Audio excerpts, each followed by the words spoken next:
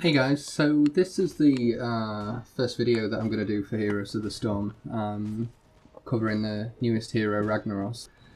I'll just go through his skills, Q, W, E, and his heroics, and also have a quick look through his talents to decide on a build that I think's pretty good. Just having a quick look earlier on, he's clearly got three defined lines between Empower Sulfuras, Living Meteor and Blast Wave, and you can either focus on each ability all the way through to 20, or you can mix and match a little bit. But we'll talk about talents in a second. So his Q, Empower Sulfuras, empowers his next basic attack, dealing 487 ability damage at level 20, and heals for 20% of the damage dealt. The heal is also doubled against heroes, so instead of doing 20, it'll be 40%. It's instant, so if you were to follow up with a basic attack, you can pretty much do a double spike incredibly quickly.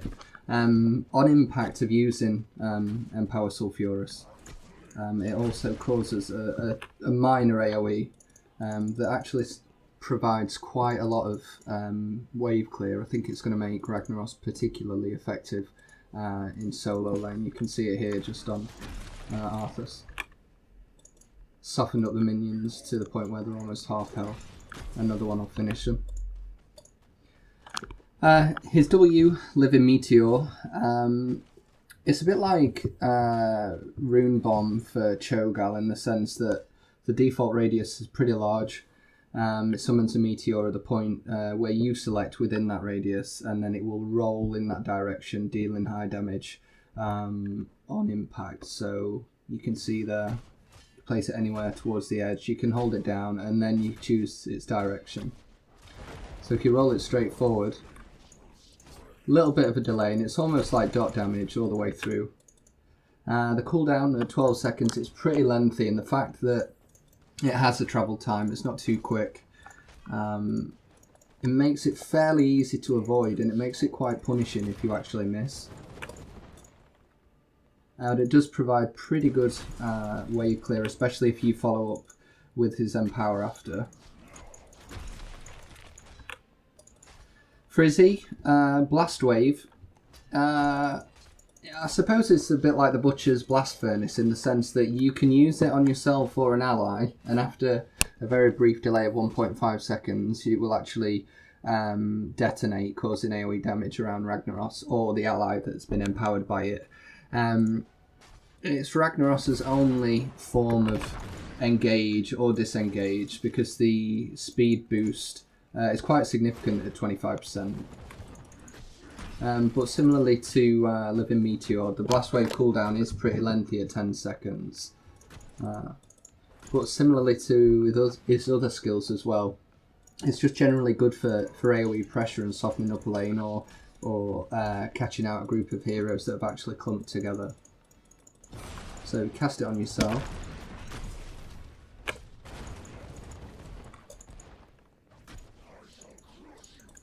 Quite impressed with the cooldown actually on Empower Sulfuras. At 4 seconds it seems a lot of damage with not much time wasted in between.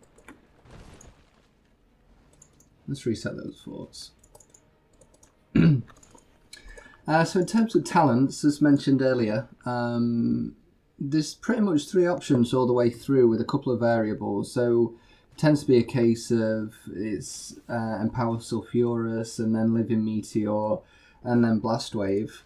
There's a variable on 4 with Catching Fire, obviously your heroics. There's a variable on 13 with Resilient Flame, and then again it just goes back to your 3 basic abilities. My personal preference already is to focus heavily on Empower Sulfuras, simply because it's got such a low cooldown that it's going to be a bread and butter skill for doing most of your damage. The first one, Sulfuras Hungers, kill minions with Empower Sulfuras to increase its damage. So every time you kill a minion with Empower Sulfuras, its damage is increased by 1 up to 30. And then once you've killed 30 minions, its damage is increased by an additional 120. I think this is going to be pretty hard to max probably until level 10, or unless you're on a really small battleground, because you need even at level 20, you need to use at least 2 empowers to just kill a wave, unless you use blast wave first. But if you set the level to 1,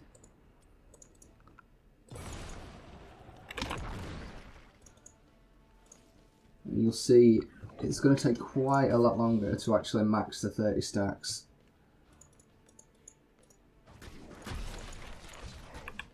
You see, it's going to take probably 3, if not a little bit more.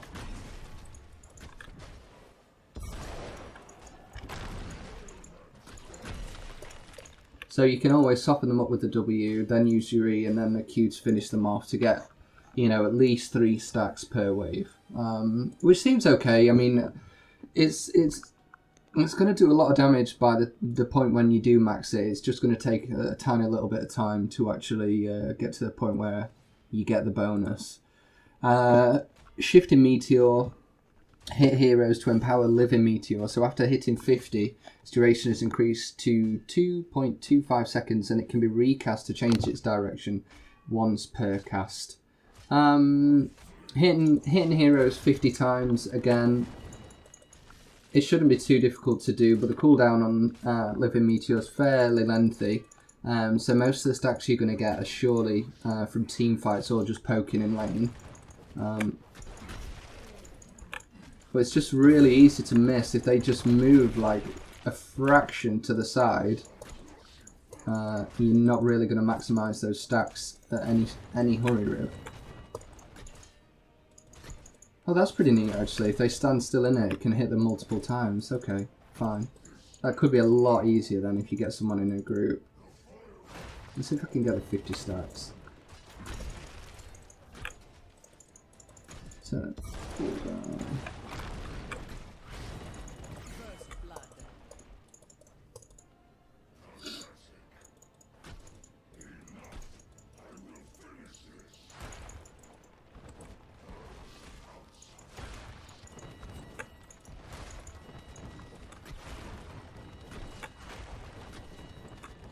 okay, so on 22.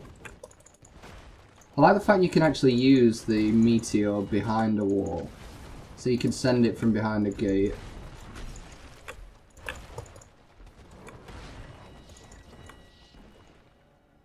Oh, that's really nice. That's like Gul'dan's corruption. You know, you can hit them multiple times if they're silly enough to stand in it.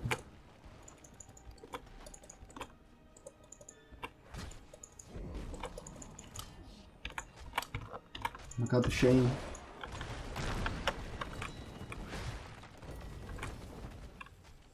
Okay, so that's max. Let's have a look.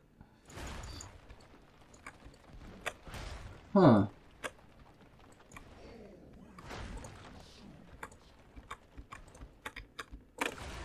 Huh.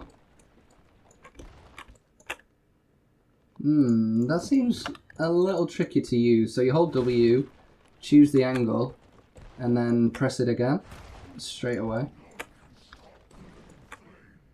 Oh, so you have to do it over the meteor. Okay, fine. So it's about 1.5 seconds before you can actually redirect it. I'm not convinced that's great.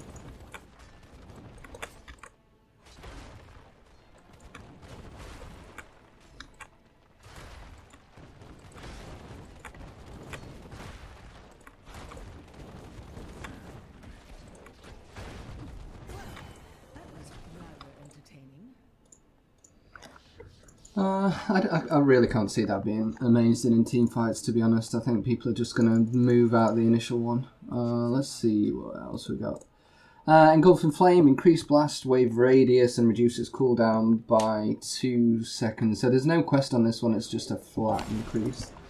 So default size, and then new size. It's not bad. So it'll bring it down from 10 to 8. I think I'll go with Sulphurous Hungers first. Talent 4, so Fire Ward. Living Meteor grants Spell Block. Gain a charge of Spell Block, reducing damage. The next ability by 50% can hold up to 2 charges when it hits a hero. Okay, that's pretty normal.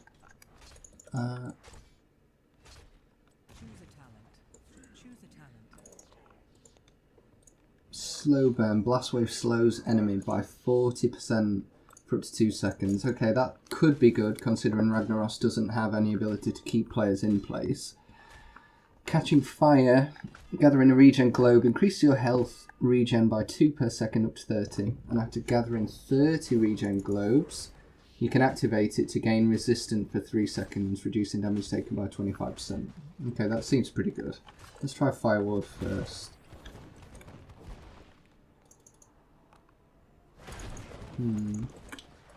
So that could be pretty good against a poke heavy comp if you're against someone like Li Ming or Chromie, something like that. Choose a talent. The slow, I'm probably leaning more towards already, just because Ragnaros cannot keep players in place. Once his speed boost expired on Blast Wave,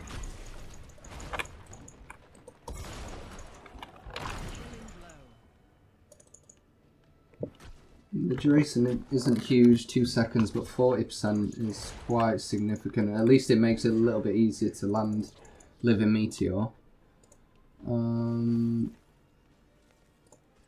Catching fire, let's have a look at that one. Gather regen globes.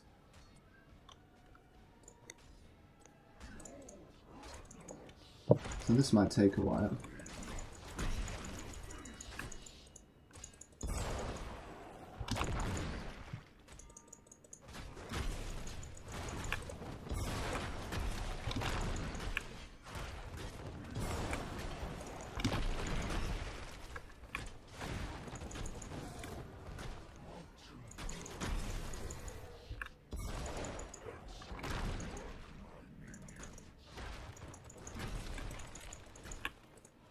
What's it give? It gives resistance for 3 seconds.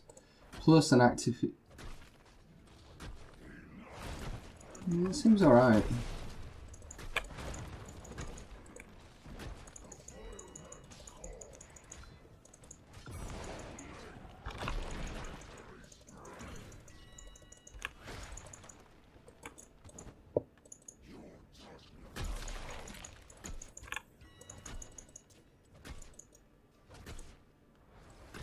Let's speed this up.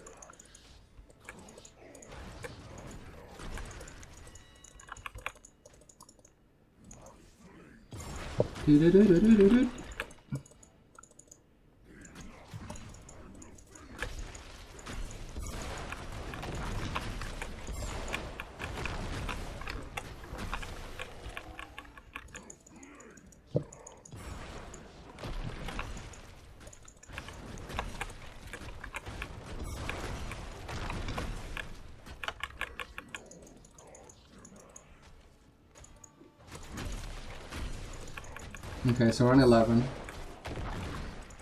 This is going to be really easy to maximize on small battlegrounds as well. You can literally just lane hop 15 times and you're there. It's going to be really super easy to do.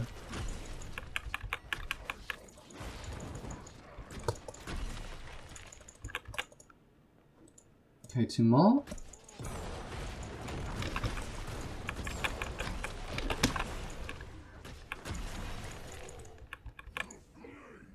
One more.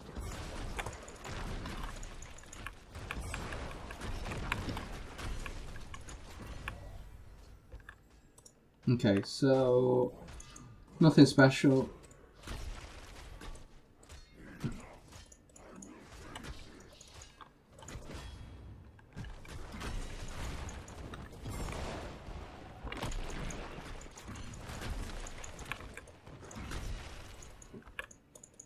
Okay, what else we got? I think for level 7, the slow burn still seems the best. Although, if I was against a really damage heavy comp, or if they had a really good front line, maybe a double tank composition, I'd probably take the Catching Fire. Especially if someone on my team actually already has a slow, such as Lunar or Rhaegar. So level 7, Hand of Ragnaros. If Empowered Sulfuras hits at least 2 enemy heroes, it restores 10 mana and its cooldown is reduced by 2 seconds. So instead of costing 25 mana, it'll be 15 and its cooldown will be brought down to 4 seconds. Molten Power. Each enemy hit by a living meteor increases the damage of the next living meteor by 15% up to a maximum of 75. So that's a group situation. If you've got 3 or 4 enemy heroes stuck in entangling roots or ETC's mosh pit and you land living meteor on 3 or 4 of them, you're going to get quite a significant multiplier on your next. Unfortunately, the next with living meteor is about 12 seconds away, so by that point you might be looking at only bursting 1 or 2 heroes. The fight even could have ended and you're simply saving it for the next time. It might not be too useful because you can't necessarily control it unless you actually sit on the empowered living meteor. And then the superheated. When Blast Wave is used on Ragnaros, it deals 100% increased damage. And so like you mentioned at the start, you can actually use it on allies and minions. But if you use it on yourself, it deals 100% increased damage. Okay. I think Superheated in this instance, because that increases damage from 237 to a little over 500, which is pretty good, and makes use of the cooldown. As long as you're actually in the fight, you've got the slow based on slow burn as well, so the 25% movement speed plus the slow plus the 100% increased damage seems pretty nice. I think combined with Sulfuras' Empower, it's like 1,000 burst almost instantly. When it hits level 10, you get 2 heroic Sulfuras Smash. So Sulfuras hurls down his hammer at the target area, landing after 0.5 seconds, dealing 452 damage. Enemies in the centre take 1,355 damage instead and are stunned for 0.5 seconds. Okay.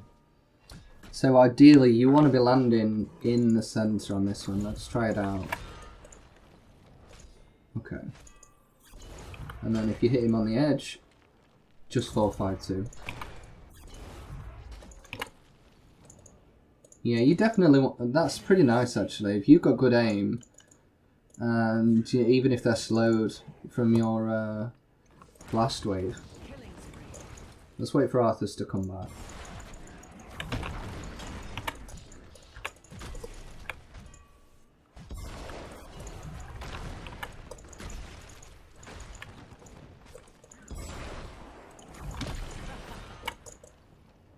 Okay, let's see what this is like on camps.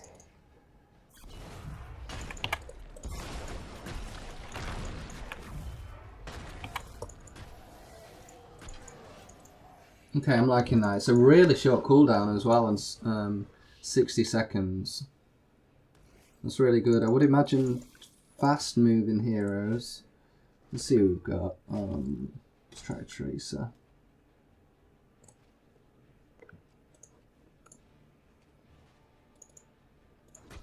Is she coming? Is she coming?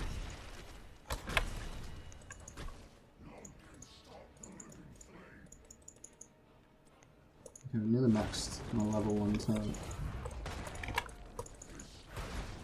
Oh well.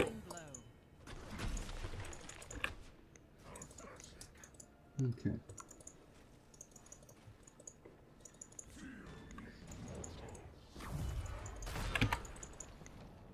That's not too bad on towers as well.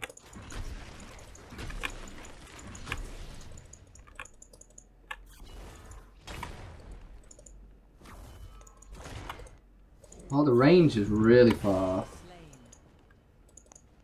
Slain. Yeah, I'm liking that. I'm liking that a lot. Choose a talent. Okay. So we're going with this one, this one. Double damage on that. So this is like, this made people just go whoa when Ragnaros was first revealed. Lava Wave releases a wave of lava from his core that travels down the targeted lane, dealing 816 damage per second to non-structured enemies in its path and instantly kills enemy minions. Damage is increased by 100% versus heroes. Okay. So what's the cooldown on this? 80 mana, 100 second cooldown. So it looks like you just target the lane. Oh whoa, holy shit, the damage is really high if you actually sit in it. So it's a 100% increase versus heroes. So you're looking at about 1600 damage there. What's the lack of structures?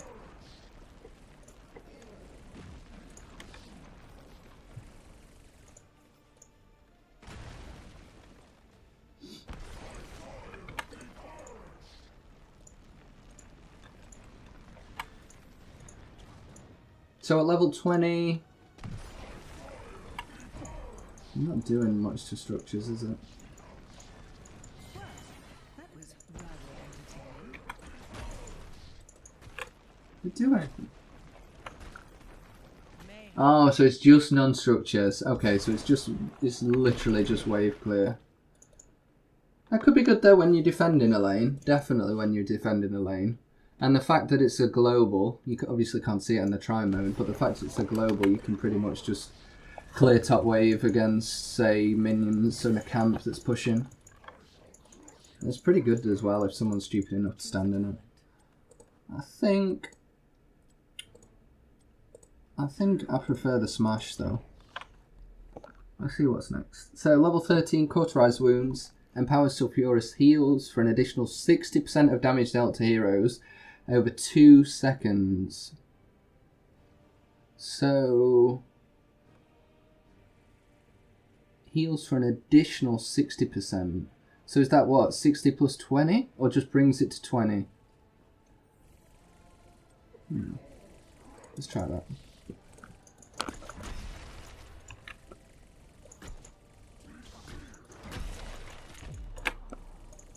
Okay, so that was 331. You just tap. Let's reset that and see what it is base.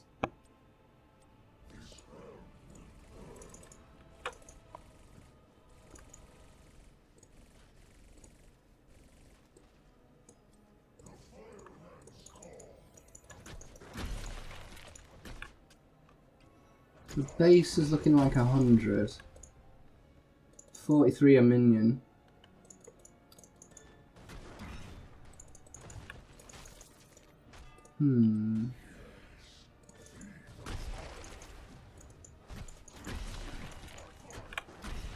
That's a lot of healing.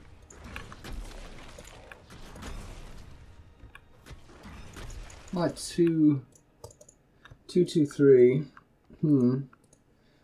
That's not too bad. It's like it's so much needed sustain, I think. It's like a mini hot. Do you need additional healing over 2 seconds? That's the question. What's the other one? Tempered Flame. When Blast Wave damages an enemy hero, gain a shield equal to 100% of the damage dealt for 4 seconds. Okay, that seems nice. talent.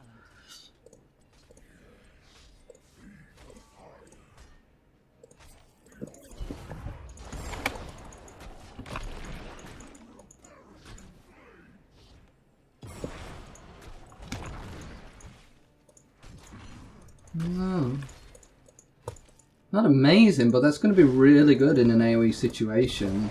Like, if you get more than one hero in that, A killing blow. plus your regen, yeah, I think that's pretty nice. After Blast Wave explodes, another Blast Wave is created. Okay, sorry, let's go back to 13. Resilient Flame, gain resistant when stunned. Okay, that's pretty generic. If you're against a stun heavy comp, that's definitely might be worth looking at. and it's a passive.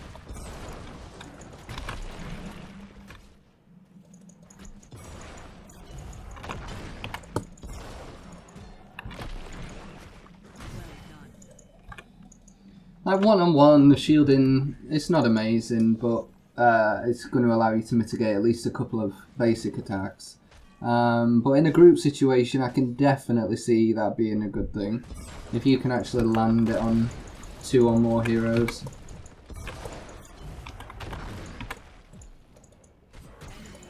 It's definitely going to save your life. I'll stick with that one, I like that one. Level 16. Giant Scorcher empowers Sulfurous's burns enemy heroes for 9% of their maximum health over 3 seconds. This additional damage does not heal him. So you're looking at 3% additional damage per second. Based on their maximum health. So against double tanks, that could be nice. Let's see. So we're hitting for about 555 with 170 burn. Untouchable.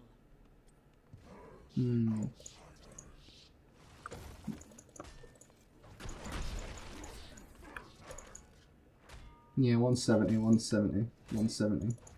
So that's pretty good. That could be really nice in an AoE situation. If you actually manage to hit multiple heroes with this, that's a significant amount of additional damage.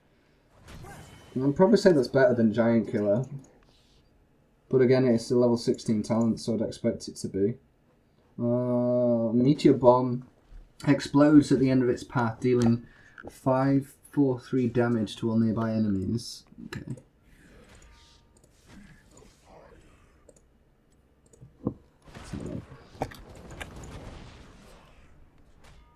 I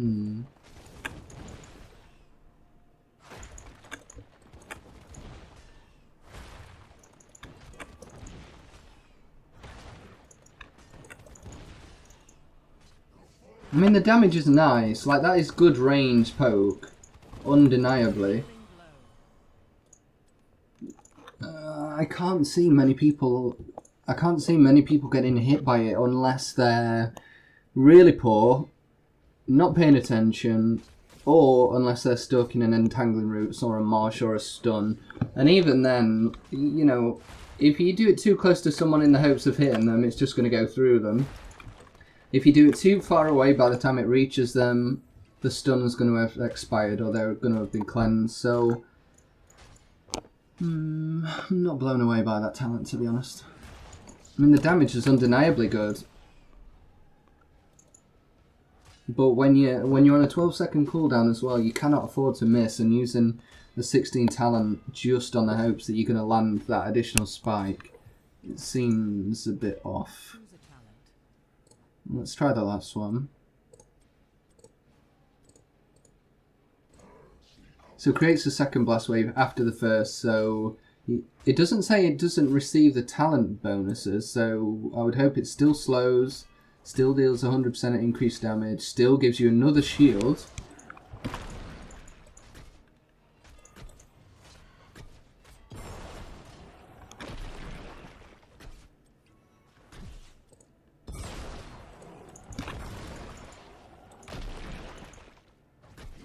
Oh wow, okay, that is really, really nice. But causes 2 slows. And you get double the shielding from both. That is awesome. That is really, really good. I like that a lot. I think I would go with Blast Echo, but take Giant Scorcher in the event I'm against a composition that's got extra heavy frontline that's either double warriors or high health heroes like Asmodan, something like that. Level 20. What we got? So Flame Sulfuron is smash slows enemies by 50% for 2 seconds, and enemies in the center are stunned for an additional 0.5. So it brings the stun to 1. And the slow is 50% for 2 seconds. Should we set these floors?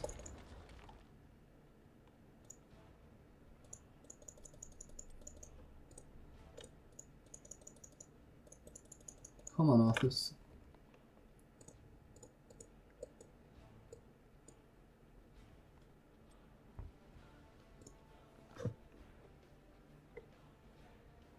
Where's my guy?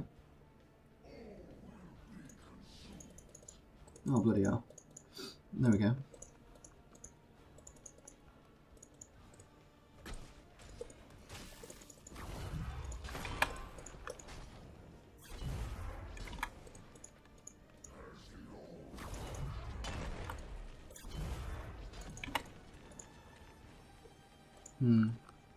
Okay, that's pretty good. That'll be good in a group situation endgame when you really want to sort of prevent people leaving and you want to capitalise on your stun and the fact that the slow keeps them in place.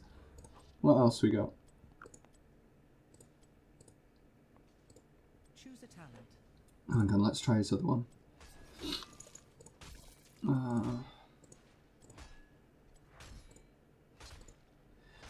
So it's 2 charges and its cooldown is reduced by 10 seconds, so it brings it down to 90.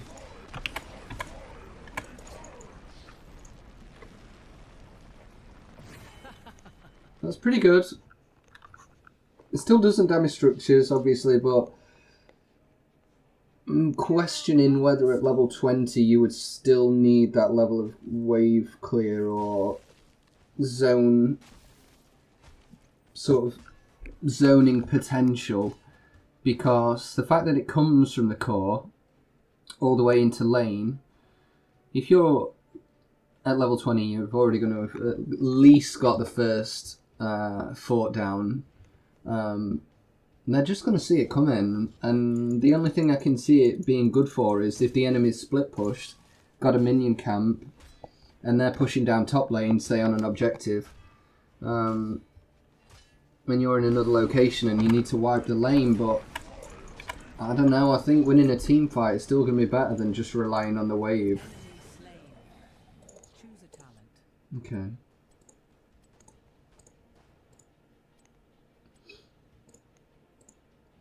So the other is... So we've not discussed Ragnaros' trait yet, so I'll do that last. And we'll discuss his trait increase afterwards. So his final level 20 talent is Submerge. So this is a little bit like Dahaka's Burrow, in the sense that you can just dive underground basically. You go in stasis and then you pop up. You can trigger it to end early, which is awesome.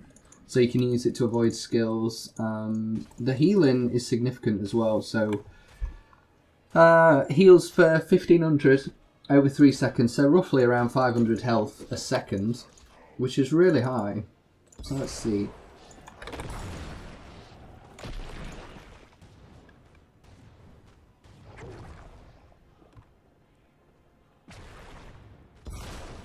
See, I think that's pretty nice. Like, that's going to save you in team fights. It's going to allow your cooldowns to replenish so that when you actually come back up, you can use them again. And it just buys you time to actually reposition. Honestly, I would be very tempted to take Submerge simply because it just provides so much survivability and utility. If you're under any pressure, you can simply submerge, heal, get your cooldowns back, hope that your team arrives if you're out of position, or just buy yourself time for your team to push on while you get some health back. I really like that.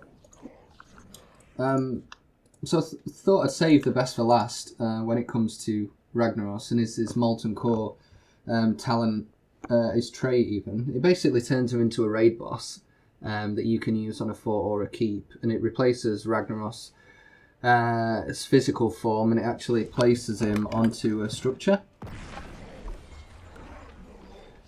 So your health is boosted massively when you're actually in the structure, so it's boosted to about 10k, but it depletes by default, and once it depletes, the trait is exhausted, and it will obviously go on cooldown back to 100 seconds.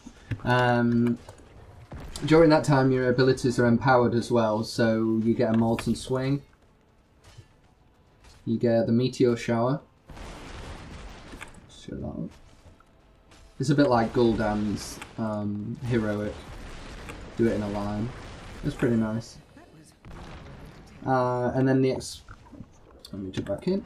And then the explosive rune. So create a rune that deals 770 damage to non-structure enemies after 1.5 seconds. Damage is increased by 25% versus minions, mercenaries, and monsters. So what's the range on that? Okay.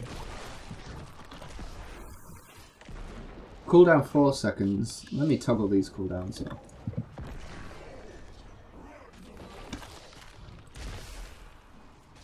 So that range seems insane.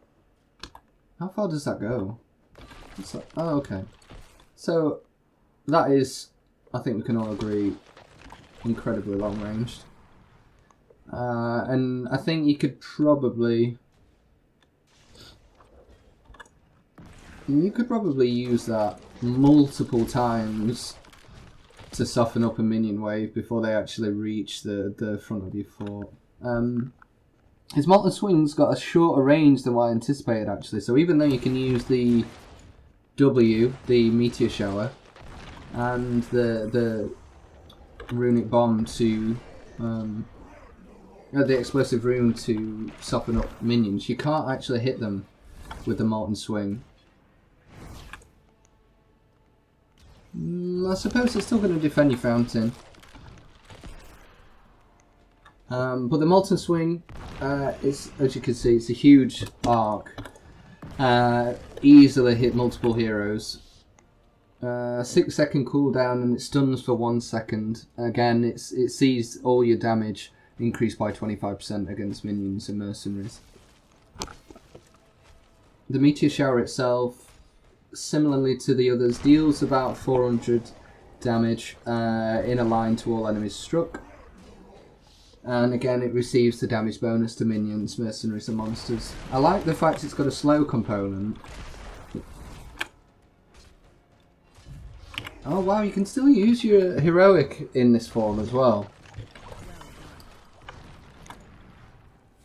So that's pretty nice. So yeah, that's his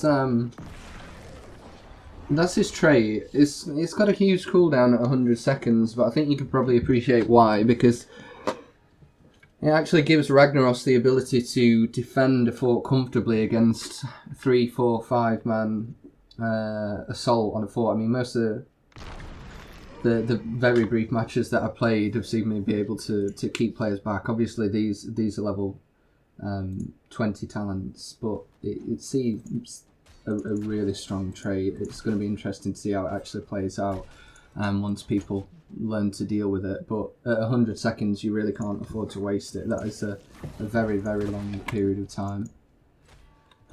So just to recap over the build, I think Sulphurous Hungers, simply because you're going to be using your Q a lot. It's got the shortest cooldown. It's going to be relatively easy once you actually get to around level 10 to maximise the quest.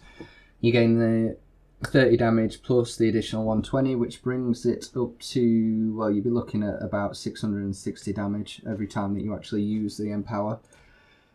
Slow burn, the slow for 40% for 2 seconds, because Ragnaros doesn't have any ability to actually keep heroes in place, so I think that's going to be really useful when combined with the speed increase from Blast Wave.